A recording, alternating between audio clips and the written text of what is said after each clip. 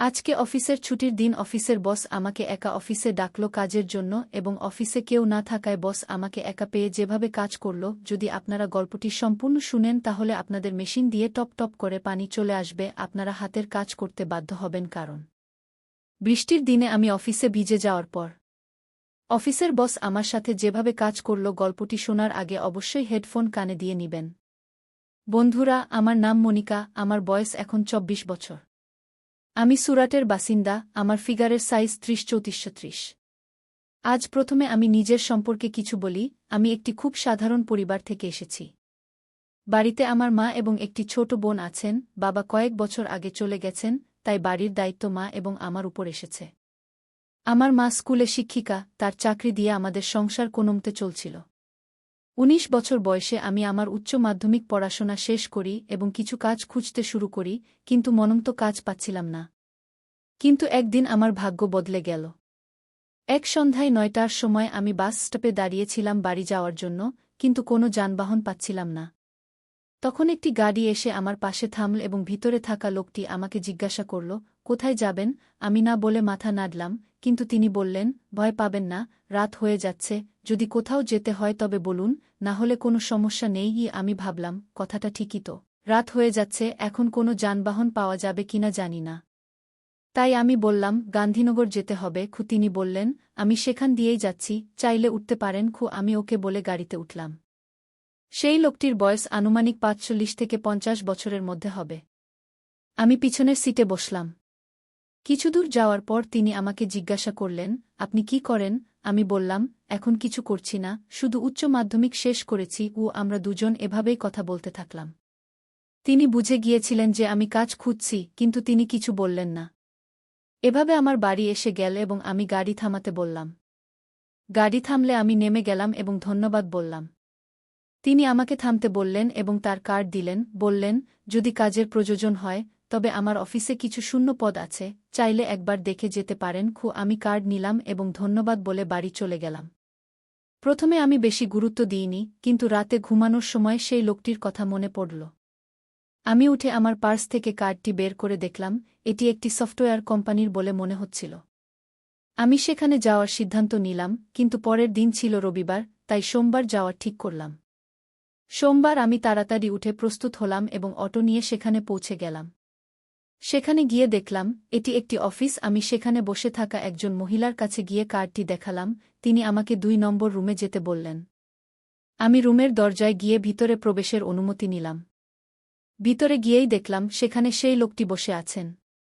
তিনি আমাকে দেখেই বললেন, অরে, তুমি এসেছ, এসো বসো। আমি বসলাম।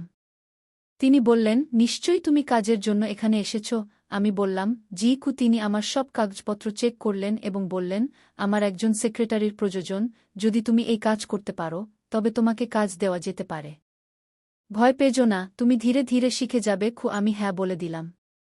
তখন তিনি বললেন, শুরুতে তোমাকে ১৫,০০০ টাকা দেওয়া হবে, পরে তোমার কাজের উপর নির্ভর করে বাড়ানো হবে।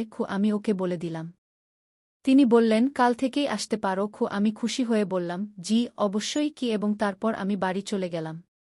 বাড়িতেও সবাই খুব খুশি ছিল। পরের দিন থেকেই আমি কাজে যেতে শুরু করলাম, কিন্তু আমার ধারণা ছিল না যে এখান থেকে আমার জীবনই সম্পূর্ণ বদলে যাবে। সময় কেটে গেল এবং ৬ মাস কখন চলে গেল টেরই পেলাম না। এখন আমি বসের সব কাজ শিখে ফেলেছি এবং পুরো মেহনত দিয়ে কাজ করতাম। কিছুদিন পরে আমি এমন কিছু জানতে পেরেছিলাম যে বিশ্বাসই করতে পারছিলাম না। আমি জানতে পেরেছিলাম যে আগেও অনেক মেয়ে এখানে কাজ করেছে, কিন্তু বেশি দিন কেউ টিকতে পারেনি। অফিসের কিছু লোকের কাছ থেকে জানতে পেরেছিলাম যে আমার বস কিছুটা রঙিন টাইপের মানুষ, কিন্তু আমার সাথে এখন পর্যন্ত এমন কিছু হয়নি, তাই বিশ্বাস হয়নি। আমি আমার কাজ করে যাচ্ছিলাম। জুলাই মাস চলছিল, একদিন রবিবার ছুটি ছিল, কিন্তু বস বললেন, অফিসে কিছু কাজ আছে, তোমাকে আসতে হবে। সেই দিন আমি বাড়ি থেকে অফিসের ইউনিফর্ম সাদা শার্ট এবং নীল প্যান্ট পরে বের হলাম। বাইরে খুব তীব্র বৃষ্টি হচ্ছিল। আমি অটো নিয়ে রওনা দিলাম। হঠাৎ অটোতে পানির কারণে কিছু সমস্যা দেখা দিল। অনেক চেষ্টা করেও অটো স্টার্ট হচ্ছিল না। আমার অফিস সেখান থেকে খুব বেশি দূরে ছিল না, তাই আমি ভাবলাম হেঁটেই চলে যাই। আমি দ্রুত হাঁটতে শুরু করলাম, কিন্তু বৃষ্টি এত তীব্র ছিল যে সেখানে পৌঁছানোর সময় আমি সম্পূর্ণ ভিজে গিয়েছিলাম। আমি ভিতরে গেলাম, বস আমাকে দেখে বললেন, অরে তুমি তো সম্পূর্ণ ভিজে গেছ। কী রকম মেয়ে তুমি, একটু দাঁড়াতেও পারলে না? আমারও কিছু বুঝে আসছিল না যে কি করব, এখানে তো কোনো কাপড়ও ছিল না আমার কাছে। সেই দিন আমার এবং বস ছাড়া অফিসে আর কেউ ছিল না। বস আমাকে একটি তোয়ালে দিলেন এবং শুকিয়ে নিতে বললেন। আমি শুকাতে শুরু করলাম। কিছুক্ষণ পরে হঠাৎ আমার নজর বসের উপর পড়ল, তিনি আমার বুকের দিকে তাকিয়েছিলেন। তখন আমি দেখলাম আমার সাদা শার্ট ভিজে যাওয়ায় আমার পুরো ব্রা এবং তা দেখা যাচ্ছিল। আমি তৎক্ষণাৎ তোয়ালে দিয়ে আমার শরীর ঢেকে ফেললাম। বস বললেন, ভিতরের ঘরে গিয়ে কাপড় শুকিয়ে নাও। আমি ঘরে গিয়ে ফ্যান চালু করলাম এবং কাপড় খুলে তোয়ালে জড়িয়ে নিলাম। আমি তখন সম্পূর্ণ কাপড় ছাড়া ছিলাম। আমার ভিজে কাপড়গুলো ছড়িয়ে দিলাম যাতে কিছুটা শুকিয়ে যায়। আমি তেমনি টেবিলে বসে পড়লাম। হঠাৎ দরজায় শব্দ শুনে আমি বললাম, জি স্যার। বাইরে বসছিলেন। তিনি বললেন, ভিতরে একটি ফাইল আছে, সেটা চাই। আমি ভয়ে ভয়ে দরজা খুললাম। বস আমাকে খুবই কামোত্তেজক দৃষ্টিতে দেখছিলেন, আর আমি মাথা নিচু করে দাঁড়িয়েছিলাম। তিনি ভিতরে এসে আমার কাপড় দেখলেন, তারপর ফাইল খুঁজতে লাগলেন এবং ফাইল নিয়ে চলে গেলেন। তিনি আমার কাপড় দেখে বুঝে গিয়েছিলেন যে আমি সম্পূর্ণ অসজ্জিত, কারণ আমার ব্রা এবং প্যান্টি সেখানেই শুকুচ্ছিল। কিছুক্ষণ পর বসের আওয়াজ এল, কি করছ? কাজও তো করতে হবে। আমি একা সব কিভাবে করব? আমি বললাম, আমি কিভাবে আসব? কাপড় এখনও ভিজে আছে। তিনি বললেন, তাতে কি? তোয়ালে জড়িয়েই চলে আসো। এখানে কে আছে তোমাকে দেখার? আমি ভয়ে ভয়ে সেখানে গেলাম। বস সোফায় বসে ল্যাপটপে কাজ করছিলেন। আমাকে বললেন, দ্রুত এখানে এসে বসো এবং এই ফাইলে যা লেখা আছে তা বলো। আমি সব দ্রুত করে দেব। আমি তার পাশে ভয়ে ভয়ে বসে ফাইলটি আমার কোলে রেখে সব বলতে লাগলাম।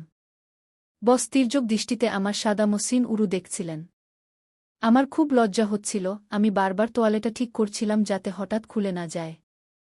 তখনই আমার নজর বসের প্যান্টে পড়ল। সেখানে তার প্যান্ট খুব টাইট ছিল, কারণ আমি উত্থান দেখতে পাচ্ছিলাম। আমি কখনো এমন কিছু করিনি, কিন্তু এতটুকু সবাই জানে। ঠিক তখনই বস তার পা আমার পায়ের সাথে স্পর্শ করলেন। আমি একদম স্তব্ধ হয়ে গেলাম, কিন্তু কিছু বললাম না। আমার কিছু না বলার সুযোগ নিয়ে তিনি আরও কাছে সরে বসলেন। এখন আমার খুব খারাপ লাগছিল, কিন্তু জানি না কেন, আমার ভিতরে কিছু অদ্ভুত অনুভূতি হচ্ছিল। বসের ইচ্ছা বুঝে আমার ভিতরে কিছু ভিজে ভিজে লাগছিল। প্রায় ২০ মিনিট পর বস ল্যাপটপ বন্ধ করে বললেন, আজ তো কেউ নেই, যাও তুমিই চা বানিয়ে আনো। আমি উঠে বাইরে কিচেনে গিয়ে চা বানাতে লাগলাম। চা বানিয়ে যখন ফিরলাম তখন বস সেখানে ছিলেন না। আমার কিছু অদ্ভুত লাগল। টেবিলে চা রেখে আমি ভিতরের ঘরে গেলাম। দেখলাম বস সেখানে আমার কাপড় দেখছেন। আমি গভীরভাবে দেখলাম তার হাতে আমার প্যান্টি ছিল। আমি তৎক্ষণাৎ ফিরে এসে ভয়ে সোফায় বসে বসকে ডাকলাম, স্যার, চা তৈরি হয়েছে। তিনি তৎক্ষণাৎ এসে আমার পাশে বসলেন। এই ঘটনায় আমার হৃদয় দ্রুত স্পন্দিত হচ্ছিল। আমি ভয়ে ভয়ে বসকে চা দিলাম। আমরা দুজন চা পান করতে লাগলাম। তিনি হঠাৎ বললেন, কোমল, তুমি খুব সুন্দর। আমি কিছু বললাম না, শুধু একটু হাসলাম। তিনি চা পান করে কাপ টেবিলে রেখে তার একটি হাত আমার উরুতে রাখলেন। আমি তৎক্ষণাৎ তার হাত সরিয়ে দিলাম। তিনি বললেন, কি হয়েছে? আমি শান্ত ছিলাম। তিনি আমার আরও কাছে চলে এলেন। আমার অদ্ভুত লাগছিল। তিনি আমার একটি হাত ধরে বললেন, কোমল, আমি তোমাকে একটি কথা বলতে চাই। আমি বললাম, জি স্যার, বলুন। তিনি বললেন, তুমি কি এই চাকরি নিয়ে খুশি? আমি হ্যাঁ সূচক মাথা নাড়লাম। তিনি বললেন, যদি তোমার চাকরি স্থায়ী করে দেওয়া হয় তাহলে কেমন হবে? আমি বললাম, এটা তো আপনার উপর, স্যার। আমি কি বলতে পারি? তখন তিনি বললেন, আমার উপর নয়, এটা তোমার উপর যে তুমি কি চাও, স্থায়ী চাকরি নাকি সাময়িক চাকরি। আমি বললাম, সেটা কিভাবে? তিনি আমার হাত চেপে ধরে বললেন, যদি তুমি আমার কথা মতো করতে রাজি হও তাহলে কাল থেকেই তোমার চাকরি এখানে স্থায়ী বলে ধরে নিও।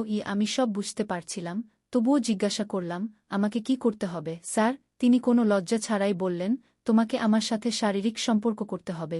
আমি তৎক্ষণাৎ আমার হাত তার কাছ থেকে ছাড়িয়ে নিয়ে বললাম, আমি এমন মেয়ে নই, স্যার। এসব আমি পারব না। আর আপনার আর আমার বয়সের তো অনেক পার্থক্য।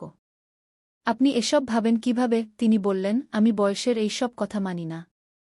আর আমার একটি কথা বুঝে নাও, কোমল। জীবনে এগিয়ে যেতে হলে কোথাও না কোথাও তো সমঝোতা করতে হবেই। আমি তোমাকে জোরজবরদস্তি বলছি না। যা হবে তা তোমার আর আমার ইচ্ছাতেই হবে। আর হ্যাঁ, এই কথা কখনো কেউ জানতে পারবে না। আমি তোমাকে সবভাবে সাহায্য করব। তুমি আর তোমার পরিবার একটি ভালো জীবন যেতে পারবে। ভেবে দেখো এত বলেই তিনি উঠে বললেন, আমি বাইরে থেকে একটি সিগারেট খেয়ে আসি। যদি তুমি আমার কথা মেনে নাও তাহলে থাকো, না হলে কাপড় পরে চলে যাও। আমি খারাপ মনে করব না। যেমন চলছে তেমনি চলবে এত বলেই তিনি চলে গেলেন।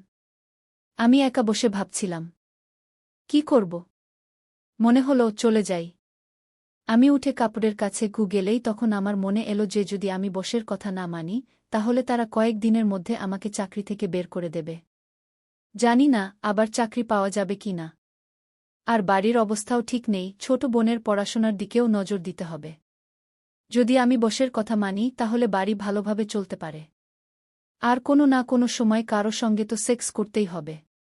তখন আমি সিদ্ধান্ত নিলাম যে আমি নিজেকে বসের হাতে তুলে দেব। আর আমি ফিরে এসে সোফায় বসে পড়লাম। কিছুক্ষণ পর বস এলেন। এসেই আমাকে দেখে তার মুখে হাসি ফুটে উঠল। তিনি বললেন, তুমি গেলে না মানে তুমি প্রস্তুত? আমি তার দিকে তাকিয়ে বললাম, হ্যাঁ, কিন্তু আপনাকে আগে আমার চাকরি নিশ্চিত করতে হবে। তিনি বললেন, হ্যাঁ অবশ্যই। কালই। বন্ধুরা, এরপর কি হলো আমার যৌবনের সঙ্গে সেই আমি আমার গল্পের পরের অংশে বলব। তাহলে আপনাদের কি মনে হয়, আমি কি সঠিক সিদ্ধান্ত নিয়েছি নাকি ভুল করেছি? আপনারা অবশ্যই কমেন্টে আপনার মতামত জানাবেন। আর এমন গল্প শোনার জন্য দয়া করে আমাদের চ্যানেল সাবস্ক্রাইব করুন। ধন্যবাদ।